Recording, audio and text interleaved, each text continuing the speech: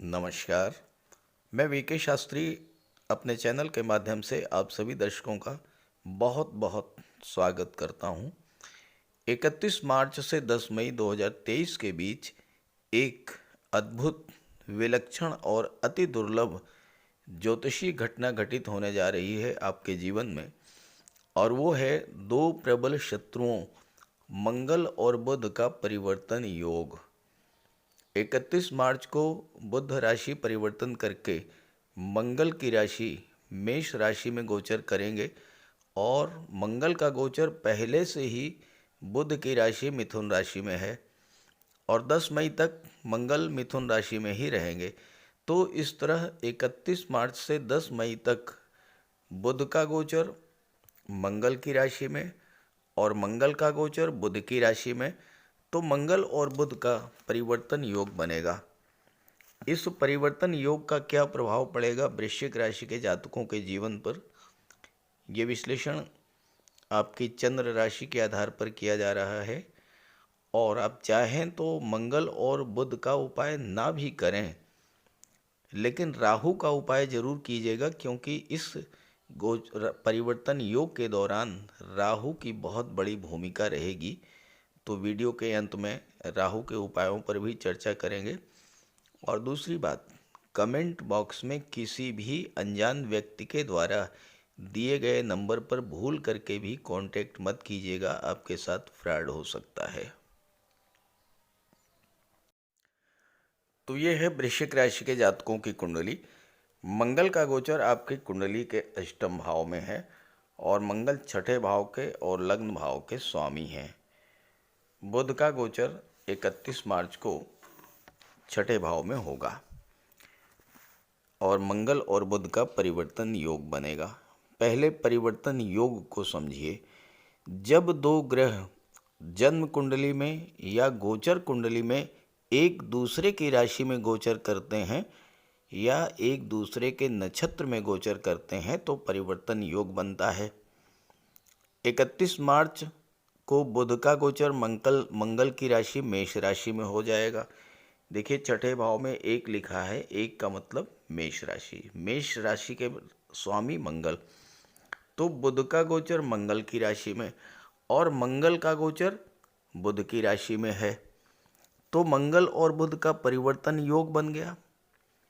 एक सामान्य सी बात है कि जब दो व्यक्ति, चाहे वो एक दूसरे के मित्र हों या प्रबल शत्रु हों, अगर एक दूसरे के घरों में रहना शुरू कर दें तो वे एक दूसरे के घरों को कभी भी नुकसान नहीं पहुंचाएंगे, क्योंकि उन्हें डर रहेगा कि अगर उन्होंने दूसरे के घर को हानि पहुंचाई तो दूसरा व्यक्ति भी उनके घर को हानि पहुंचा सकता है।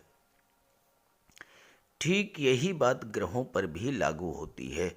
मंगल और बुध भले ही एक दूसरे के प्रबल शत्रु हैं, लेकिन जब मंगल और बुध का परिवर्तन योग बनेगा तो ये दोनों ग्रह जिन जिन भाव में गोचर कर रहे हैं या जिन भाव के स्वामी हैं, उन भावों के शुभ फल आपको प्रदान करेंगे। अब यहाँ पर मंगल का गोचर कुंडली के अष्टम भाव में है और बुध का गोचर राहु के साथ कुंडली के छठे भाव में है। पहले बात करते हैं मंगल। मंगल छठे भाव के स्वामी होकर के अष्टम में गोचर कर रहे हैं। अष्टम भाव है कष्टों का, पीड़ा का, अचानक से घटित होने वाली घटनाओं का। छठा भाव है रोगों का, शत्रुता का और कर्ज का। तो मंगल के इस गोचर काल में आपको स्वास्थ्य का विशेष ध्यान रखना होगा। किसी तरह के वाद विवाद, लड़ाई झगड़े से बच कर के रहना है, और कर्ज तो बिल्कुल भी नहीं लेना है। और इसके अलावा वाहन चलाते समय आपको विशेष सावधानी रखनी है। ये तो बात हुई सावधानियों की, लेकिन दूसरी तरफ मंगल की चौथी दृष्टि लाभ के भाव पर है और इसके स्वामी है बुध।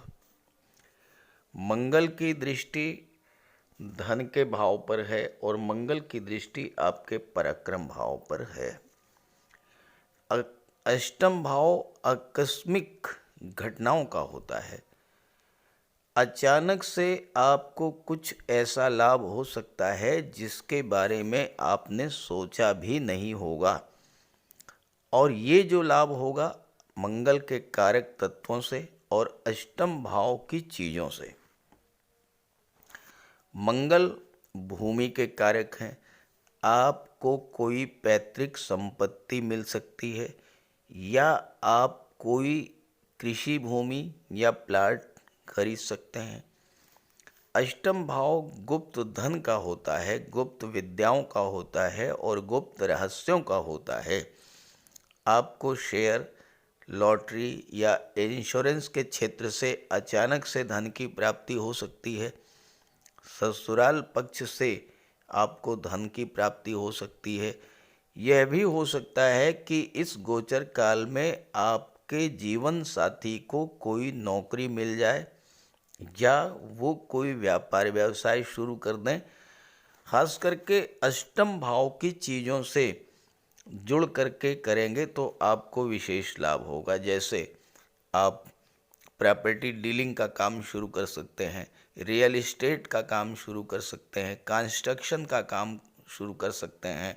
आप builder, architect, building material supplier के रूप में अपने कार्य व्यवसाय को आगे बढ़ा सकते हैं। ज्योतिष तंत्र मंत्र में आपकी रुचि बढ़ सकती है। रिसर्च के क्षेत्र में आप कोई नई नई उपलब्धियां हासिल कर सकते हैं। बुध और मंगल परिवर्तन योग में हैं। बुध हैं आपके बुद्धि के कारक, आपकी इंटेलिजेंस के कारक, आपकी बौद्धिक क्षमता, लिखने की, बोलने की, पढ़ने की क्षमता, समझने की क्षमता, तो इन सब में वृद्धि होगी। बुध हैं डाटा एनालिसिस्ट, डाटा प्रोसेसिंग के कारक। बुध हैं ऑडिट के कारक। बुध हैं टैक्सेशन के कारक। इन क्षेत्रों से आपको लाभ मिल सकता है। भूमि के नीचे के दबे हुए पदार्थ, खास करके metals, medicines, scrap, minerals, petroleum, diesel, gas, इन क्षेत्रों से आपको लाभ मिल सकता है। अष्टम भाव गुप्त विद्याओं का है। आपको कोई ऐसी जानकारी मिल सकती है जिसे जानकर आप अचंभित रह जाएं। अकल्ट साइंस, गूढ़ विद्याओं, गुप्त विद्याओं, ज्योतिष में आपकी रुचि का बढ़ सकती है। अष्टम भाव परिवर्तन का होता है, तो आप इस समय अपने फाइनेंस, अपने पार्टनर, अपने स्पाउस के finance, insurance, banking, loan, pension, इन सब से संबंधित चीज़ों में कोई ना कोई परिवर्तन करेंगे, या फिर एक बार इन चीज़ों का रिव्यू करके कुछ परिवर्तन जो आप करना चाहें वो कर सकते हैं। मंगल की दृष्टि धन भाव पर पड़ रही है, तो मंगल के प्रभाव से आप धन का संचय करेंगे, और धन का जो संचय होगा वो भूमि के रूप में कोई फार्म हाउस आप खरीद सकते हैं, या भूमि क्रय कर सकते हैं, कृषि भूमि। परिवार का विस्तार होगा, किसी सदस्य का विवाह होगा, या संतान की प्राप्ति होगी।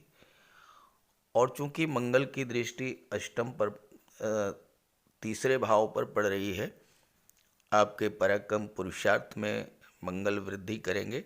साथ ही साथ online media, online platform, tour and travel, marketing, इन सब क्षेत्रों से आपको लाभ होगा।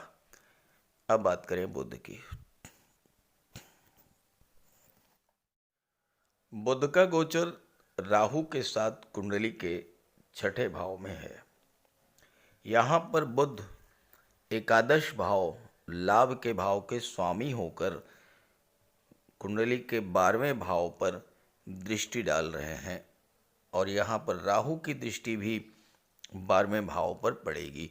राहु, केतु, शनि और मंगल ये चारों ग्रह ऐसे हैं जो कि कुंडली के 6ठे, 8वें और 12वें भाव में बहुत अच्छा रिजल्ट देते हैं। अब राहु विदेश के कारक हैं और विदेश भाव पर दृष्टि डाल रहे हैं। बुध व्यापार के कारक हैं और लाभ के भाव के स्वामी हैं, तो इसका सीधा सा अर्थ ये हुआ कि विदेशी व्यापार से आपको प्रबल लाभ के योग बनेंगे। नई नई बिजनेस डील्स आपको मिल सकती हैं।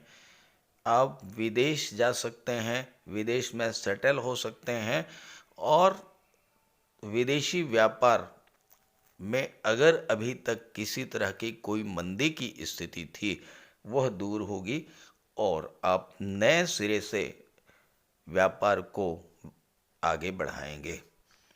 अब एक चीज़ समझने की है, बुध के साथ यहाँ राहु हैं।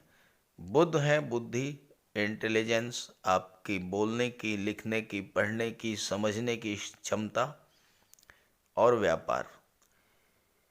राहु है भ्रम, राहु है अनजाना भय, कार्य में बाधा।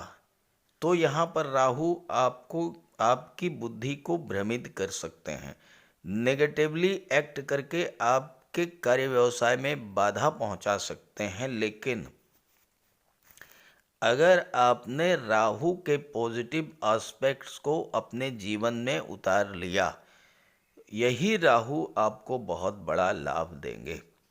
क्यों कि राहु क्या है? राहु है एक्सपेंशन, असीम विस्तार। राहु है विदेश, राहु है ऑनलाइन टेक्नोलॉजी, लेटेस्ट टेक्नोलॉजी। और आपने अगर अपने व्यापार व्यवसाय का विस्तार लेटेस्ट टेक्नोलॉजी का प्रयोग करते हुए ऑनलाइन टेक्नोलॉजी से जुड़कर विदेश में यानी अपनी मातृभूमि से दूर जाकर किया, तो यही राहु आपको बुलंदियों पर पहुंचा देंगे।